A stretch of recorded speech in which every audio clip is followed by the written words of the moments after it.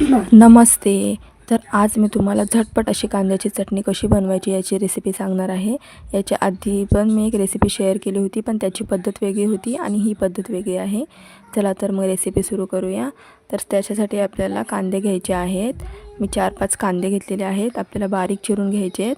त्याच्यानंतर शेंगदाणे भाजून घ्यायचे आहेत. शेंगदाणे चांगले भाजून झाले की ते खलबत्त्यामधून आपल्याला बारीक करून घ्यायचे आहेत. शेंगदाणे बारीक करून झाले की ते चिरलेल्या कांद्यामध्ये आपल्याला टाकायचे आहेत आणि त्याच्यामध्ये मीठ आणि सर्व मसाले पण टाकायचे आहेत. हळद, लाल मसाला, गरम मसाला, धना पावडर, जिरा पावडर असे सगळे मसाले टाकायचे आहेत आणि व्यवस्थित मिक्स करून घ्यायचं आहे. मिक्स करून झाल्यानंतर आता आपण त्याला तडका देऊया. त्याच्यासाठी तेल गरम करायचं आहे. तेल गरम झाल्यानंतर त्याच्यामध्ये जिरे मोहरी टाकायचं आहे आणि जिरे मोहरी चांगली तडतडली की गॅस लगेच बंद करायचा आहे आणि हा तडका लगेच चटणीमध्ये टाकायचा आहे आणि मिक्स व्यवस्थित करून घ्यायचं आहे. तयार आहे कांद्याची चटणी. झटपट अशी बनवून झालेली आहे. अगदी 4 ते 5 मिनिटात बनवून होते आणि खायला पण खूप छान लागते.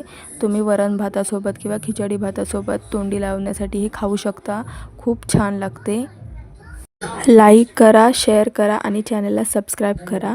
Thank you for watching.